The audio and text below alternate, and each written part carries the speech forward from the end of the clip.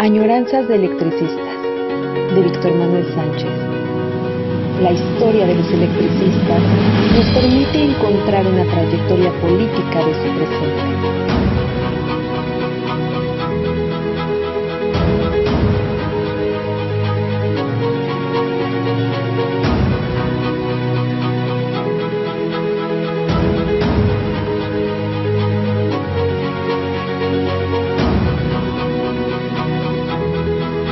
Comenzamos. Pues en el segundo programa del mes de enero de 2024 continuaremos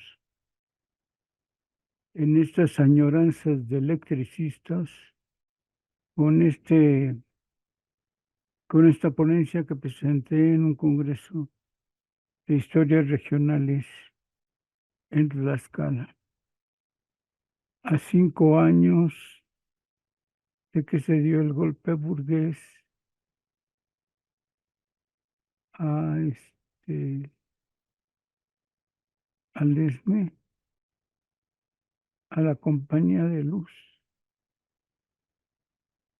Veremos ahora en esta complejidad que debemos tomar en cuenta todos elementos, todos, y que a veces puede resultar una molestia para algunas corrientes. Quiérase que no, en 2014 se estaban expresando todas las fuerzas en el ESME. Y bueno, vamos a tratar esta ponencia con el tema que sigue, las paradojas de la resistencia. Vamos pues a leer. Como bien se puede entender, los procesos sociales son históricos, económicos y políticos. Tendríamos que, paréntesis pues, tratar los históricos, los económicos, los políticos y los sociales. 4 elementos que están ahí presentes y que se conjugan. Pero bueno, la complejidad en su forma es su esencia. Por ello es difícil plantear las coordenadas precisas de los acontecimientos, sobre todo cuando en un congreso dicen sea breve. La historia, su recuento, como tal, es compleja, como cada objeto social, y la forma resumida nos permite abordar en un solo aspecto la variedad de las aristas que completan ese asunto, y la mayoría son paradojas, cada una de las cuales, pongo por un ejemplo, el tratar a los jubilados se hace demasiado complejo, porque en el estricto sentido, los jubilados se dividieron, quedaron una en eterno apoyo al Comité Central y otra en eterna contradicción con el Comité Central. Por eso resulta, permítanme, me dio un aviso la computadora de nuevo.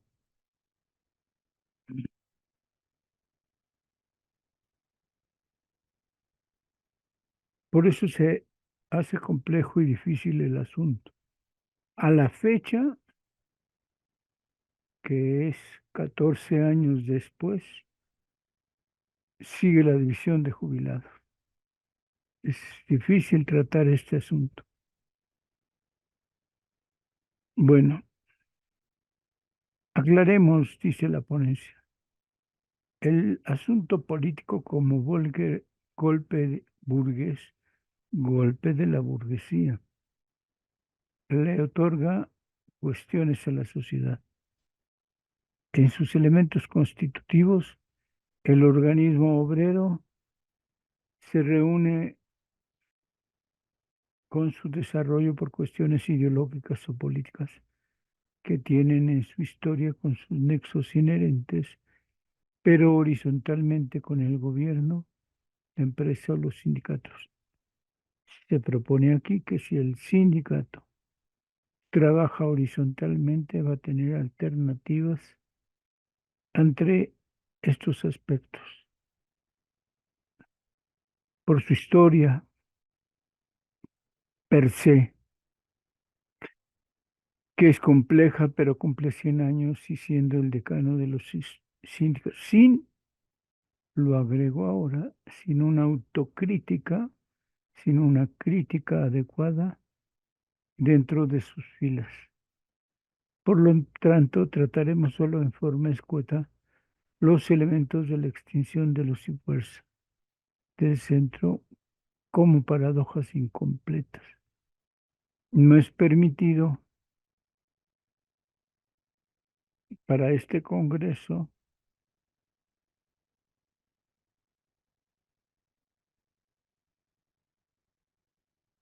ni siquiera para su presentación como una conferencia con toda la amplitud de sus aristas que el tema amerita. Probablemente en otro espacio daremos cuenta de cada uno en información y análisis. Es decir, estoy tratando de decir que este texto lo voy a ampliar, lo voy a trabajar con todas las paradojas y aristas. El golpe de Urbes es fuerte, inmediato, igual el comodato. El sindicato en el conflicto es, pues, una arista muy compleja. Como espacio histórico-social, nos faltará para su integración las presencias de los partidos políticos, las acciones particulares del ESME, las acciones particulares de otros sindicatos, el conflicto electoral que estaba presente para esos años, la acción sindical en su estructura, la posición ideológica, los datos precisos sobre la empresa y la industria eléctrica, es decir, las formas en que las divisiones sindicales respondieron a la extinción e incluso la descripción detallada de los medios de comunicación masiva en todos y cada uno de los momentos del golpe burgués, la sociedad como entorno de su contexto en movimiento. Contradictoriamente, la sociedad está inmóvil. El golpe burgués contra el SME.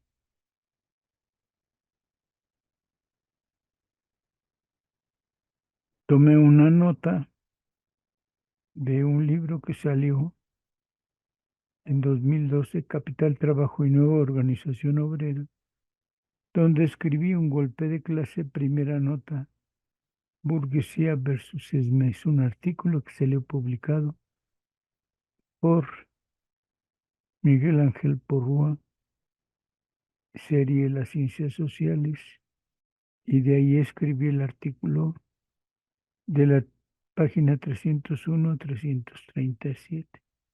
Les recomiendo el libro. Esta es una versión de ese artículo.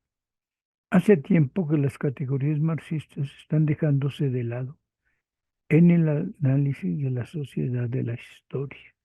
Se comenta su inexistencia, su incapacidad para el desarrollo mundial del capitalismo por la desaparición del llamado bloque socialista, porque los partidos comunistas propusieron la revisión del marxismo y con ello decretaron la invalidez o la insuficiencia de conceptos y categorías. Queda, se dice, el marxismo de la academia, pero hoy también se le ha combatido, se le ha desechado. Un ejemplo es que yo ya daba una materia de materialismo histórico 1 y 2 en la Facultad de Filosofía del primer semestre, las quitaron y no pude seguir dando esas materias. Eran materias obligatorias las convirtieron en materias optativas.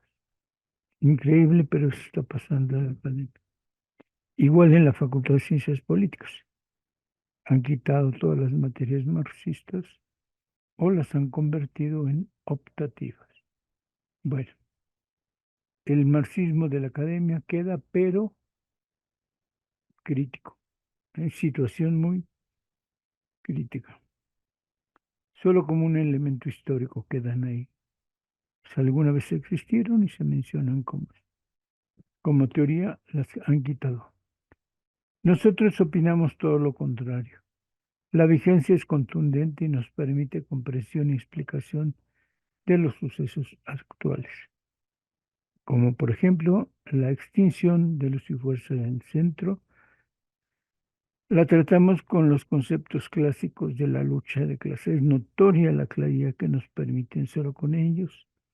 Con su vigencia está presente para nosotros como golpe burgués en compañía de luz. La extinción solo se entiende como golpe burgués. No existe otra categoría. No existe que un borracho pueda extinguir a una empresa estratégica y fundamental en la economía nacional. La extinción no puede considerarse como una simple decisión del presidente de la noche a la mañana. En los pasillos del ESME y en otros más se ufana decir que un borracho la decretó. Aun cuando la instancia fuese así, la decisión tiene sus connotaciones políticas complejas. La burguesía que domina el país, la burguesía financiera, afinó su golpe desde fines del siglo pasado, a la expectativa del momento preciso, para no causar turbulentas extremas ni reacciones en el ESME. El oponente lo merecía, pues los intentos de privatización de la industria eléctrica quedaron en intentos por la radical posición política del ESME, de sus miembros. Siempre se opusieron a la privatización de la industria eléctrica. Sus acciones simples para lograr la extinción proveen esa compleja paradoja. El decreto indica el conocimiento previo de todos los directores de la Compañía de Luz y Fuerza, directores de la CFE, de la CENER, de los secretarios de Hacienda y Economía, de los 5 gobernadores donde estaba establecido el trabajo. Es decir, Estado de México, Peña Nieto se perfilaba ya como candidato presidencial y al menos los 3 partidos mayoritarios. Por tanto, los diputados y los senadores es un complejo aparato instrumental donde todos estos participantes saben de lo que va a suceder. Incluso el Poder Judicial, como las policías en sus 3 niveles, como los secretarios de Defensa y Marina, porque van a estar presentes sus elementos. Las confederaciones importantes, especialmente las agrupadas en el Congreso del Trabajo, e incluso podremos atrevernos a considerar a los elementos de la UNT. Todos estos elementos podemos considerar que son parte, que son el Estado y se enteran que va a suceder lo que va a suceder. No solo es un personaje, es todo el aparato del Estado. La bandera del PAN para crear el mercado eléctrico en la industria eléctrica o su privatización les fue arrebatada por el PRI salinista. Quedó pues este conjunto, PRI y PAN unidos, de tal manera que los hechos de las acciones son una sola misma cuestión política.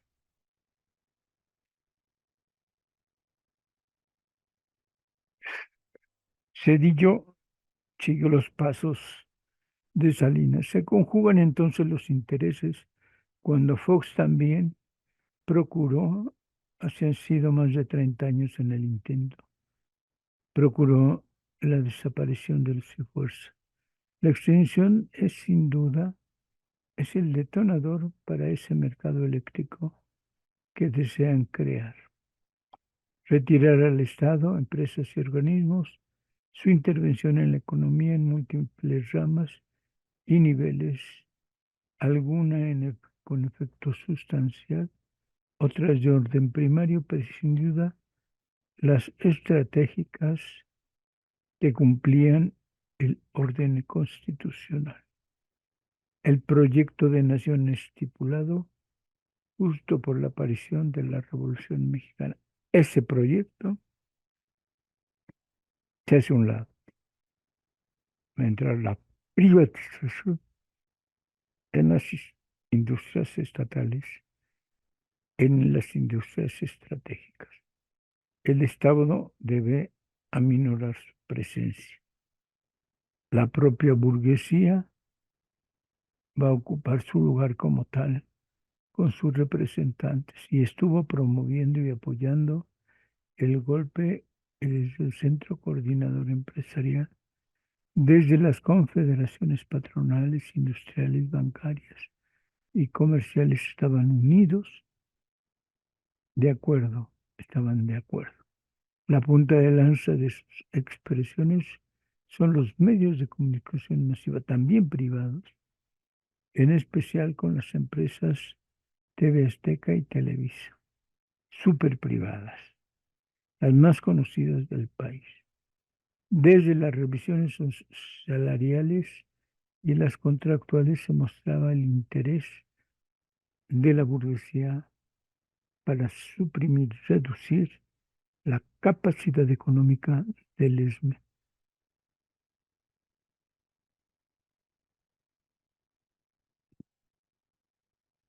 Para privatizar, o como se llama entonces, el sector eléctrico que no industria nacionalizada.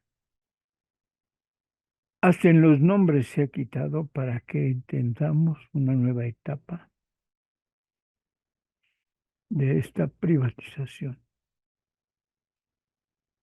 En la nueva cultura del mercado es el significado ideológico de la política económica neoliberal, sus símbolos, su cultura y su ideología burguesa permeando a toda la sociedad en forma cabal. Con regocijo se aprestan el ataque de Luz y Fuerza del Centro, quienes por derecho, bueno, mejor dicho, por obligación deberían de ser sus principales defensores. Los debates recientes sobre el golpe de Estado para una empresa estatal, bajo la aberración de extinción antes que alarma, se festina. ¿Quiénes son los fieles diagnóstico? Perdón, ¿quiénes son fieles al diagnóstico de Luz y Fuerza? Tan solo parlotean el guión sin más, como los locutores de Televisa o TV Azteca, pero quienes detentan la información claman y se regodean con ella. Olvidan principios y premisas de la empresa pública, les fija la esencia, les fija la esencia no ella, sino el interés y objetivos de la empresa privada, sobre todo cuando exclaman sobre los costos, la competitividad y la productividad, y claro, el lastre, el peso de los llamados pasivos laborales como las pérdidas. Dos son los elementos que subsisten o se insisten, los derechos o conquistas de los trabajadores. En realidad son privilegios y como pasivos laborales impiden, limitan la competencia y la productividad de la empresa. Los tiempos flexibles imponen su desaparición. Ni pasivos laborales ni privilegios. Destrucción del contrato colectivo de trabajo. Es la esencia del sindicato, es decir, el mejor sindicato es el que no existe. Desde el inicio del neoliberalismo, a fines del siglo pasado, la entrega al capital de las empresas estatales o de los servicios públicos y sociales se acompañó del ataque directo a los trabajadores con una posición clara de clase, burguesía contra el proletariado. Primero, conteniendo los salarios mínimos, tanto contractuales. Se aplicaron los topes salariales, controlando su aumento cuando mucho se daba un 2 o 3% anual. Nadie hizo una lucha fuerte y frontal contra los topes salariales. El segundo, limitando y disminuyendo las prestaciones contenidas en los contratos colectivos de trabajo, en forma impuesta con las organizaciones afines, charras o blancas. Se hizo así con ferrocarrileros, negociando con los independientes. Así pasó con quienes dirigían colectivamente como la UNT, los sindicatos del Seguro Social de la Estuna y telefonistas, en estos últimos en directo con su patrón a la fecha, el hombre más rico. Es decir, en estos tres sindicatos se desbarató cláusulas importantes de sus contratos colectivos, especialmente el de jubilación. No lograron tener la fuerza suficiente para oponerse. Es decir, el segundo ataque, además de la contención del salario con topes del 2%, los contratos colectivos desaparecieron, especialmente la cláusula de jubilación. El ataque burgués, decimos nosotros, fue notorio, en especial en el terreno de las jubilaciones. No hubo sector de clase obrera, organismo social o partido político de izquierda que detuviera la embestida. Todos los contratos colectivos, excepto uno, fueron modificados. No logró ningún organismo ni partido detener la embestida. Se multiplicaron los análisis, las investigaciones de futuros oscuros. Aún así, se pasó a la burguesía financiera el total de los fondos de ahorro para el retiro de los trabajadores, creando el CESAR, las AFORES y las CIAFORES para su administración en forma permanente, es decir, el SAR para toda la vida, fortaleciendo a la burguesía financiera, decisión tomada por la propia burguesía financiera. Nadie hizo nada. No hubo una acción obrera proletaria en contra de esta apropiación de los fondos de ahorro para el retiro, ni siquiera la concesión de 30 o 60 años. Es una concesión definitiva, absoluta para toda la vida. Las pensiones ahora se darán siempre y cuando cada individuo, en lo individual, cada trabajador ahorre. Le van a administrar su fondo y después, al remate, una aseguradora de igual manera administrará su retiro. El resto, es decir, la burguesía financiera, nos controla para toda la vida. Hasta el concepto jubilación se desapareció. Ahora son pensiones. De todos los contratos se quitó su esencia como derecho laboral bilateral, como conquista o prestación. Ahora es el ahorro personal Además se subió la edad de 65 años, quitando la antigüedad laboral para obtenerla. Te jubilabas a los 30 años de trabajo, ya no. Ahora es por tu edad, 65 o 70 años.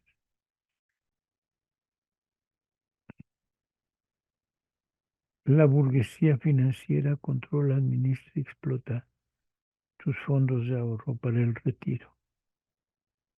Hasta puede disminuirse la cantidad general y particular. Este es el mercado abierto sobre las pensiones o jubilaciones. En Chile se impuso por la dictadura, acá no hubo necesidad. La burguesía impone su ley, el capital financiero impone sobre el trabajo. Son pues estas características las que permiten describir y analizar la extinción de Luz y Fuerza como un golpe burgués contra los trabajadores afiliados al Sindicato Mexicano de Electricistas. No quiso que le tocaran su cláusula de exclusión y la burguesía dice, de acuerdo, le quitamos todo. Se abrió el mercado capitalista en la industria eléctrica nacionalizada.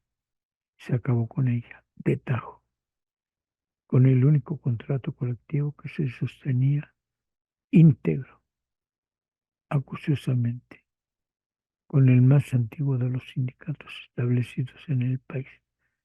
Fue el decano, el ESME. La paradoja es clara, no se pudo. De todos modos, surgido en 1914, el EME cumplirá 100 años en diciembre de 1914. Las contradicciones de la extinción.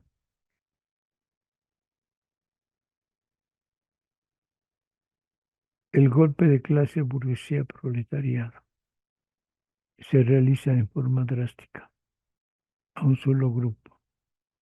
La burguesía va contra el Sindicato Mexicano de Electricistas.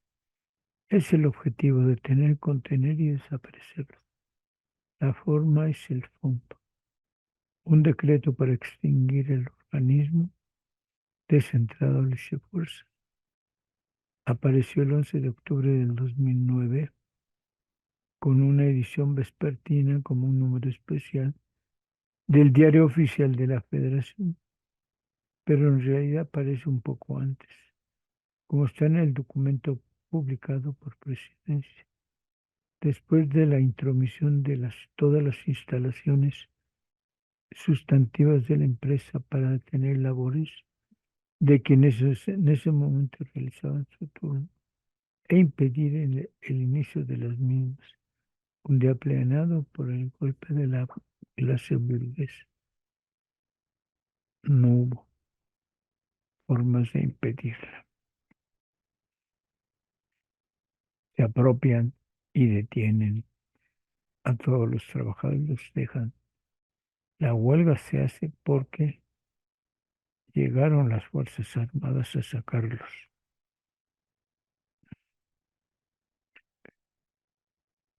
Era para impedir las posibles reacciones violentas de los sindicalistas. No hubo. Los sindicalistas se reunieron para discutir el asunto y para proponer la defensa civil de sus derechos. El decreto aparece en la edición matutina de aquel día, permitiendo, ordenando a las Fuerzas Armadas, granaderos, policías y militares vestidos de civil, entraron y coparon las instalaciones.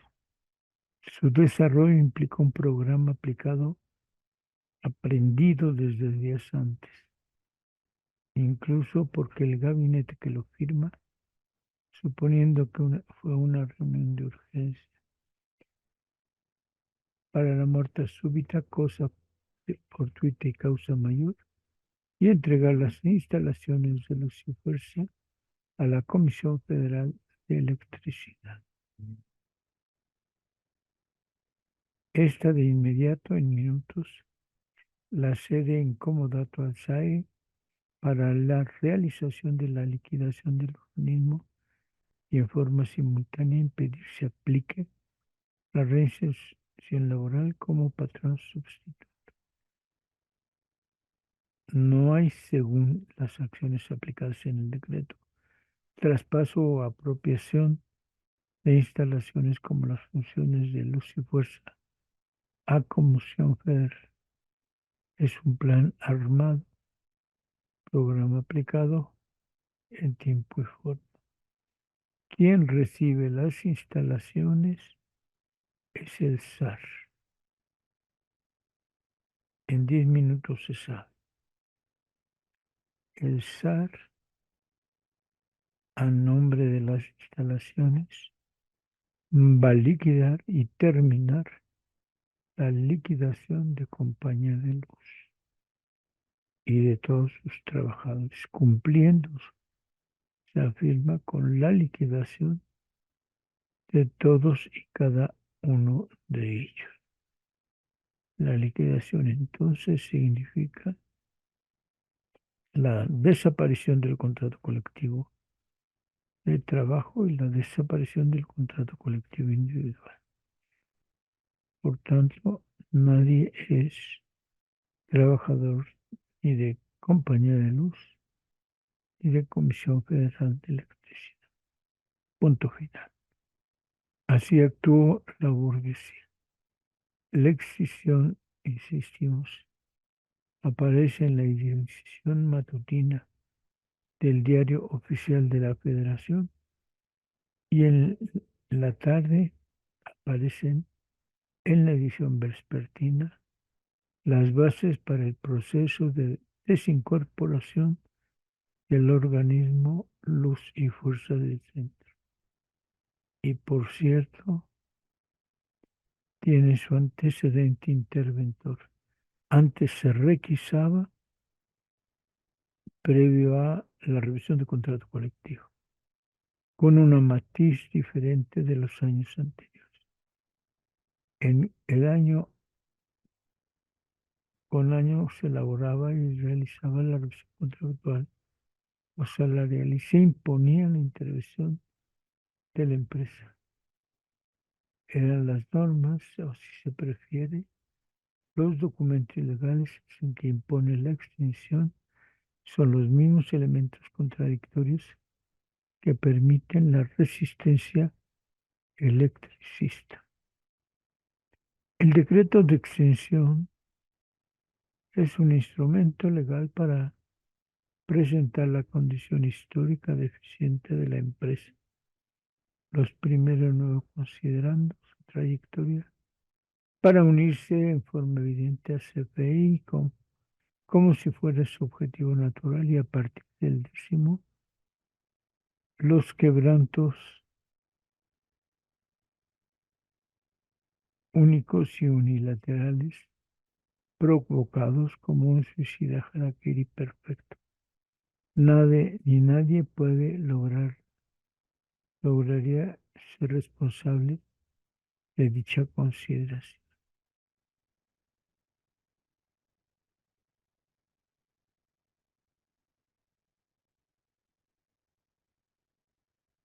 Permítanme, no sé qué apreté y ya moví el documento.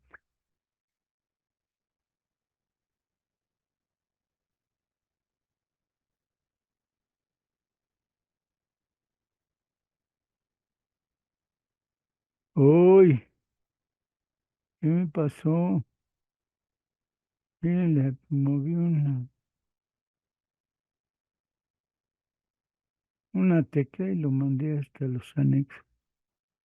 Pongo como anexos los decretos para que ustedes los vean como en sí mismos son contradictorios. El propio decreto leído tal como está dificulta que se haya logrado la extinción. Si esto es el, elemento fuerte, hay que tomarlo en cuenta.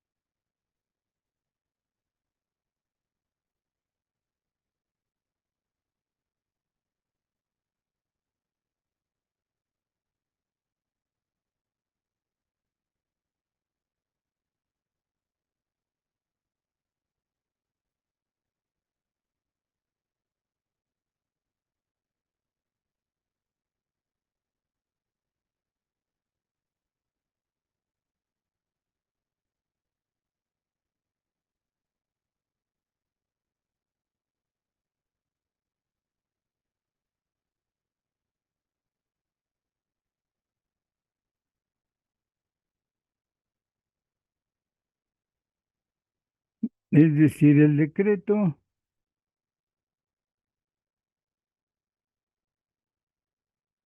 que les digo, en la ponencia está todo escrito, queda claro. La administración en forma unilateral, como, como puede comprenderse, hace de las suyas y aunque depende de CFE y de las Secretarías de Energía, de Economía y de Hacienda, sobre todo del Poder Ejecutivo, Felipe el Pequeño unilateralmente la isla.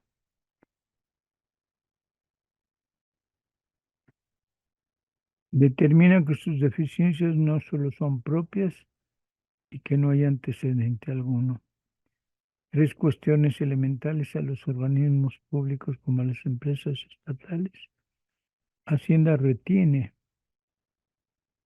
todos sus saberes y a cambio les entrega una pequeña parte como presupuesto. Con ello limita a todos los organismos, especialmente a Compañía de Luz, para invertir. Los presupuestos pues limitan esa inversión. Los pasivos laborales, que son históricos, por supuesto, los presupuestos les limitan y en efecto los pasivos se convierten en un lastre. Son condiciones de una de las secretarías de Estado. Luz y Fuerza, por ejemplo, compraba más del 90% de su energía CFE a precios caros y se le obligaba a venderla a precios por debajo de aquellos que los que compraba. De esta forma siempre vivía en deuda con CFE, la deuda permanente por el estilo de vender y comprar energía eléctrica. Inclusive la crítica situación financiera fue atribuida a Luz y Fuerza del Centro comparando los números negros de CFE y se le olvida que se le habían transferido recursos, sino además condonando la deuda con dineros del presupuesto otorgados por Hacienda CFE, no acompañada de Luz. Eso la convirtió en financieramente ineficiente. Es decir, la provoca Comisión Federal y Hacienda y se le achaca exclusivamente a Compañía de Luz. El 29 de septiembre, la Secretaría de Economía, que es la cabeza del sector, que fue aprobada por la Comisión Intersecretarial, en su sesión del 9 de octubre, y Hacienda le propone a Presidencia la descircunvalación. Es decir, el 9 de octubre se propone la desaparición de Compañía de Luz por ineficiente y por su situación financiera.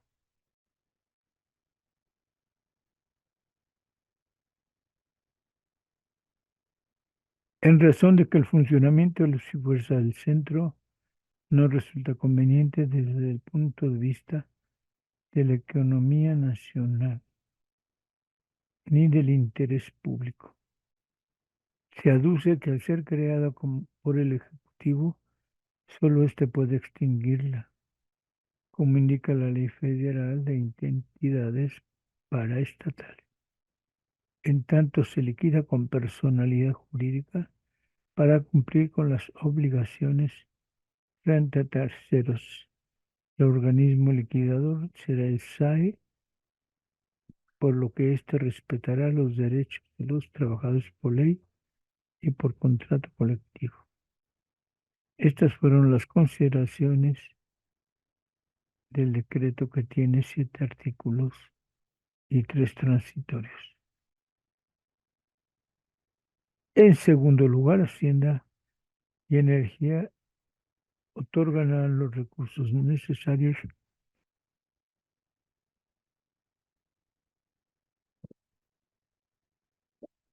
al SAE, Servicio de Administración y Enajenación presupuestados.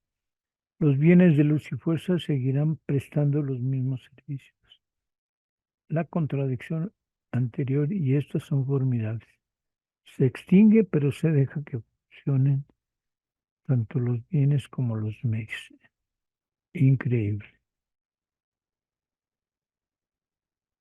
También la Secretaría de Energía vigilará el proceso y resolverá lo necesario. Indica las disposiciones aplicables. Hacienda, Energía, Trabajo y SAE coordinados pagarán en el menor tiempo posible. Se garantiza por el gobierno el pago de jubilaciones con recursos de la Federación y, diríamos nosotros, las liquidaciones consecuentes a los trabajadores.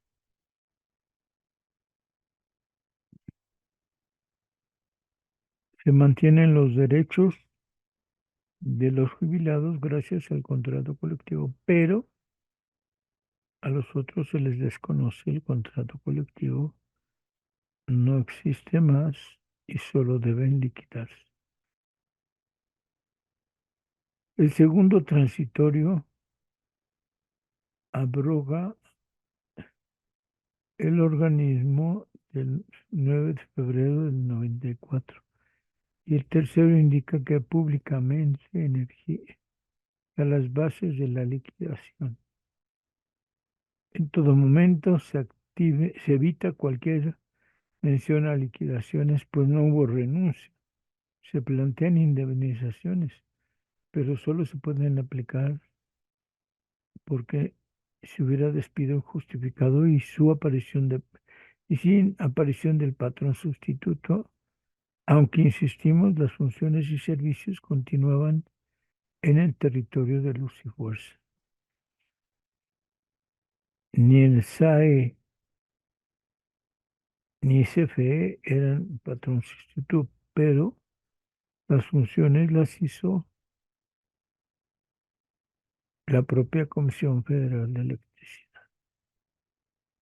Todo lo extinto seguirá existiendo, pero pagando indemnizaciones y jubilaciones.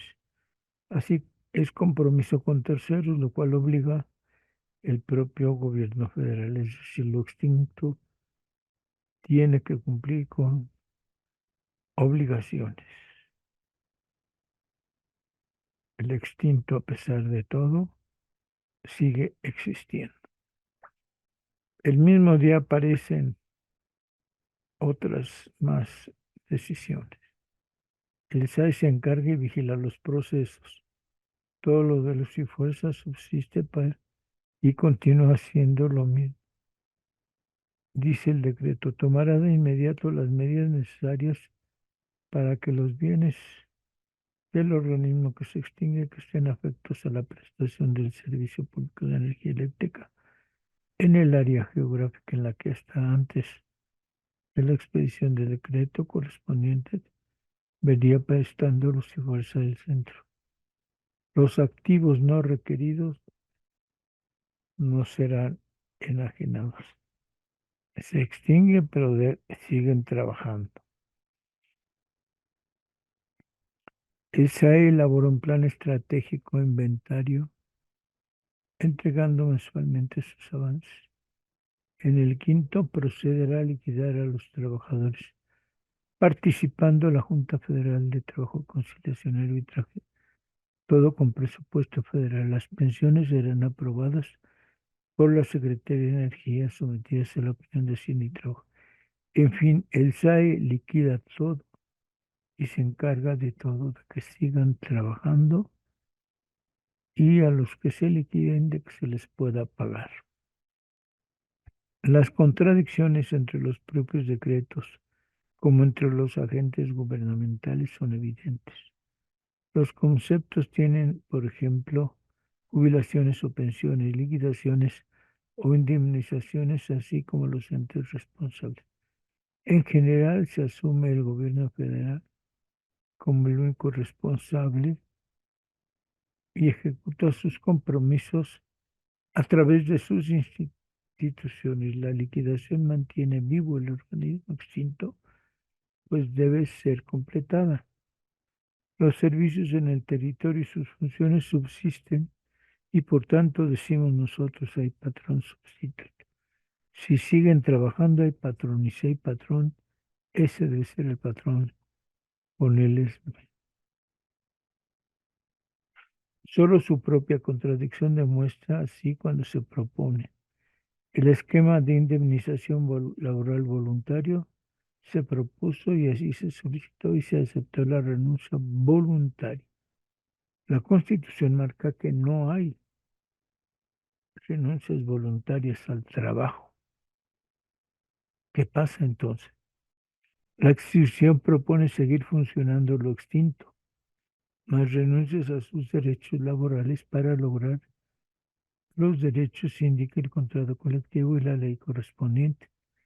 Quieren evadir la renuncia y la resistencia existe. Si no renuncias, existes y como resistencia te opones y organizas un movimiento. En cada revisión, como hemos dicho, como hemos apuntado, sea de salario, sea de contrato colectivo de trabajo, cada 16 de marzo se decretaba la requisa, la intervención a la empresa. Se trataba de impedir a toda costa la huelga del ESME. Según el ambiente previo, se ubica parte de los electricistas como problemática o no en cada una de sus revisiones. En la revisión de marzo del año de la extinción, las condiciones sociales fueron ríspidas, muy ríspidas, y el diálogo fue atacado en forma cruenta tanto por los propios funcionarios federales como por las empresas, pero sobre todo por los medios de comunicación masiva. Televisa y TV Azteca fueron directos en los ataques, dijeron ellos, a los privilegios eran las cláusulas económicas del ESME ganadas por su contrato colectivo. Atacaron en forma directa el contrato colectivo. Les llamaron privilegios a todas las cláusulas económicas del contrato colectivo.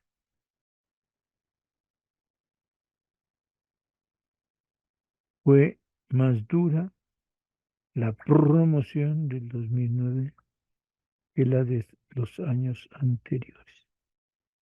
En los considerandos se mencionan atribuciones exclusivas del Estado en lo relativo a la electricidad, siendo así de utilidad pública. Si se pretende su alteración a su vez, se aplicaría la expropiación según los propios 8 considerantes. En los siguientes fue específico que para suplir el déficit en la capacidad de generación del fluido eléctrico que parte del citado organismo CFE, le suministra una porción sustancial de total de la energía que distribuye basándose y estableciendo para ello interconexiones en los sistemas de ambos organismos. Que las características del sistema de interconexión antes referido no solo permite la alimentación de la zona metropolitana de la ciudad y a las conurbanas, sino que también en un corredor que, dependiendo de la estacionalidad, permite alimentar las zonas del Bajío y de Occidente, con la energía que fluye del noroeste y del oriente del país, por lo que la afectación a la zona central tendría un impacto negativo en la población del servicio de energía eléctrica, más allá del área de influencia de luz y fuerza del centro. Y luz y fuerza del centro presta su servicio de energía eléctrica a aproximadamente 25 millones de habitantes en las 16 delegaciones políticas del Distrito Federal, 82 municipios del Estado de México y 2 del Estado de Morelos, 45 del Estado de Hidalgo y 3 en el Estado de Puebla. Un conjunto central súper importante. Ahí Lucio Fuerza presta su servicio. Se agrega las afectaciones sociales, industriales y sanitarias, así como el resto de los servicios públicos, lo cual necesariamente implica la necesidad de mantener el servicio eléctrico de electricidad. En lo siguiente, aún se considerando, profundiza lo antedicho, incluyendo la insatisfacción del personal para atender la mencionada intervención. Los 10 artículos confirman la utilidad pública de luz y fuerza del centro. Nada de fuerza mayor que reclamó el presidente.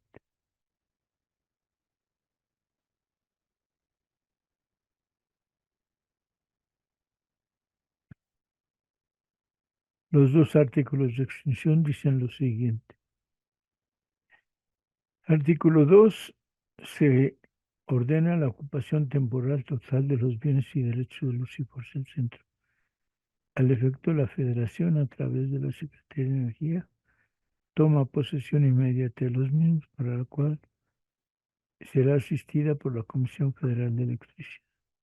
Artículo 3. La administración de los bienes y derechos que en cumplimiento de este decreto se ocupen quedarán a cargo de la Administración General, quien tendrá las facultades amplias que en derecho corresponde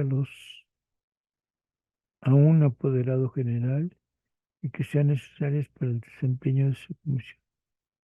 La requisa era ocupación temporal y se aplicaba en forma directa al patrón sustituto, que era CFE, la que se hace cargo, la que cumple las funciones de luz y fuerza del centro, era lo cotidiano. Cuando el decreto de extensión fue lo primero y notable, que aparece la posibilidad del patrón sustituto, que es CFE, pero que el objetivo era aniquilar al ESME.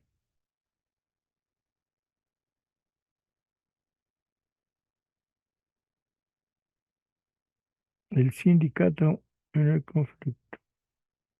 Como ha sucedido en varios momentos en la historia del sindicato, en sus encrucijadas, se proponen acciones que le permitan generar alternativas especiales. En este caso, en menos de 24 horas, una parte importante se formó a la Asamblea General Permanente para argumentar los argumentos de Felipe el Pequeño, de la cual a la fecha sigue una sesión hasta resolver el problema. Se declaró Asamblea General Permanente y sigue vigente para los procesos, sostener al ISME y el regreso al trabajo. Esa es la orden del día. En este punto está con lo cual se reanudan sus sesiones de extensión de luz y fuerza del centro como punto del debate central. Discusión y acuerdos.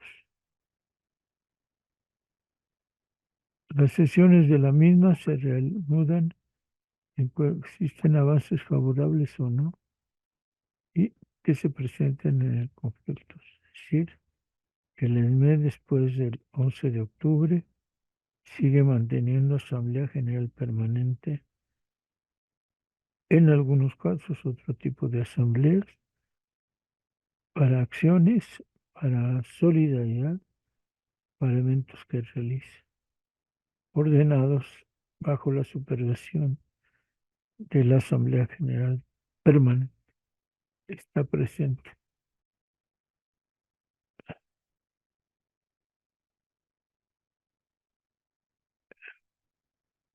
Se llaman ahora la resistencia.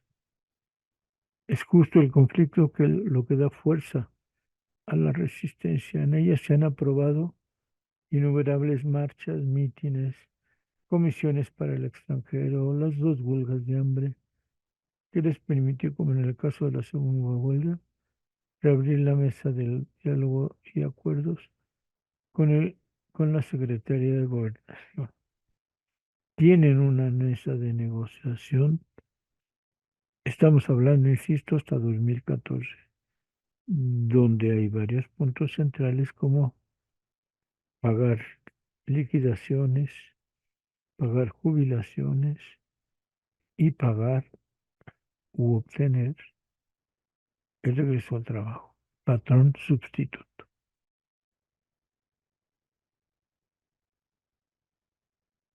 La resistencia se llama a sí misma en este movimiento, que les ha permitido mantener vivo el conflicto por 5 años. Esta fuerza está en sostener diversas líneas de negociación, tanto el regreso al trabajo y, claro, evitar la renuncia voluntaria a su trabajo.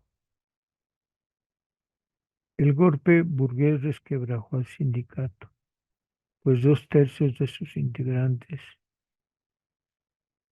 en dos de los llamados del secretario del Trabajo, Ernesto Lozano, firmaron su renuncia.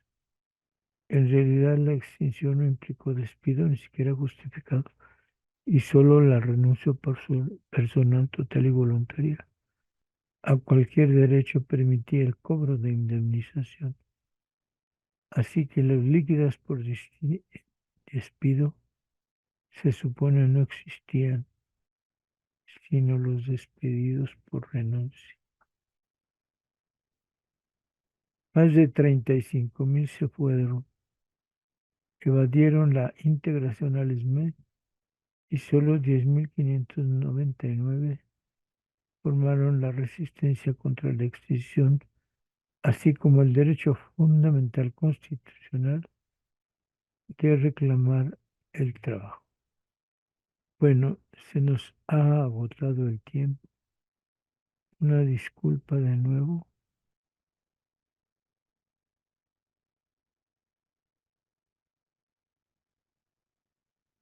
Ya casi terminamos, pero igual preferimos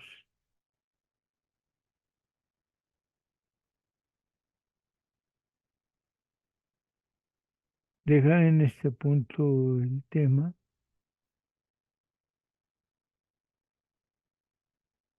para poder continuar dentro de 8 días.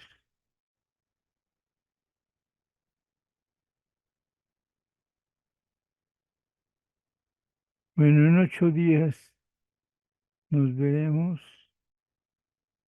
y estaremos atentos a las acciones que les me o cómo se dieron las acciones en este punto que estamos dejándolo ahora. Muchas gracias. Nos vemos hasta entonces. En otra añoranza de electricistas. Chao.